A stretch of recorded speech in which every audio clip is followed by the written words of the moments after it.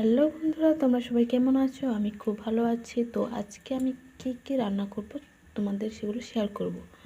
তো এখন আমি বেগুনটা ভেজে নেব।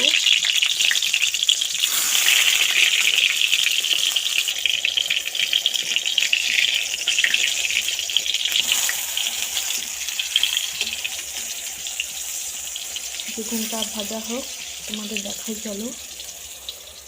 এই যে ফুলকপি আলু দিয়ে মাছের ঝোল হবে, তারপর শাকের তরকারি করব,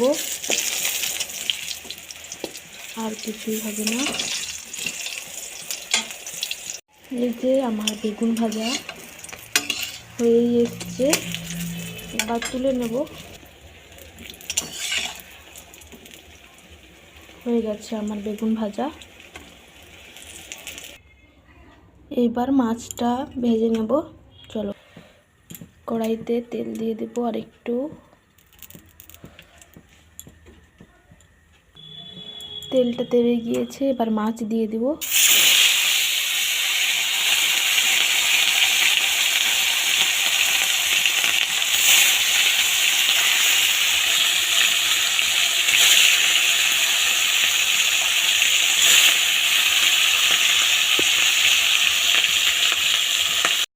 তো আমার মাছ ভাজা হয়ে এসছে। চলো পুরো আমার মাছ ভাজা হয়ে গেছে, এবার মাছটা তুলে নেব। আমার এখানে ফুলকপি কষানো হয়ে গেছে, এবার ঝোলটা তুলে নেব। কড়াইতে তেল দিয়ে দেব।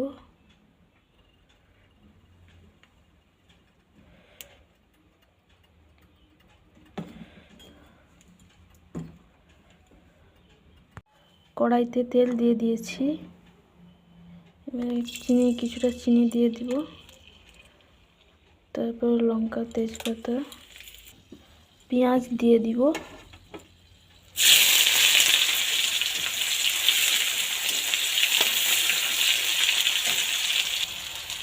নুন দিয়ে দিব, হলুদটা দিয়ে দিব, তারপরে আদা রসুনের পেস্ট দিয়ে দিব। হালকা নেড়ে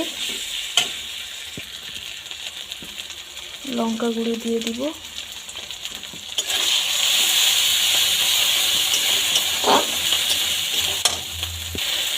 একটুখানি কষিয়ে নেব। এইবার কষানো ফুলকপিটা দিয়ে দিব। এবার নাড়ানাড়ি একটু করে জল দিয়ে দেব। তরকারি আমার হয়ে এসছে। তো এবার মাছগুলো দিয়ে দিব।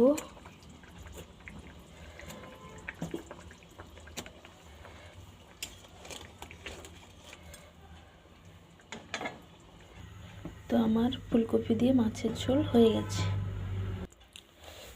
এইবার রান্না করব শাকের তরকারি। কড়াইতে তেল দিয়ে দিব।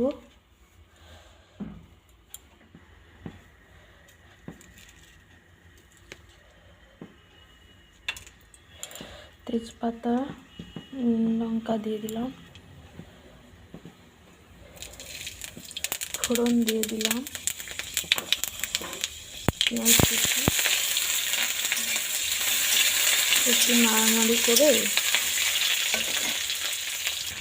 এর মধ্যে দিয়ে দেব নুন, হলুদ,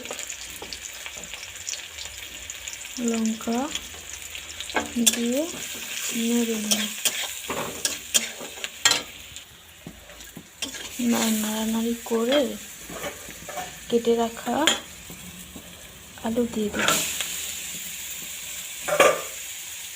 এবার একটু নাড়ানাড়ি করে নেব। যে খুঁড়ে শাক আর বেগুন কেটে রেখেছি, এবার শাক আর বেগুন কেটে রেখেছি দিয়ে দেব। এবার নাড়ানাড়ি করে এই যে আমার তরকারি হয়ে এসছে, ভাতও বসিয়ে দিয়েছি। তো আমার তরকারি হয়ে গেছে, ভাতের ফুটো চলে এসছে। তো বাই, কেমন লাগলো জানিও, লাইক কমেন্ট শেয়ার সাবস্ক্রাইব করো, বাই বাই।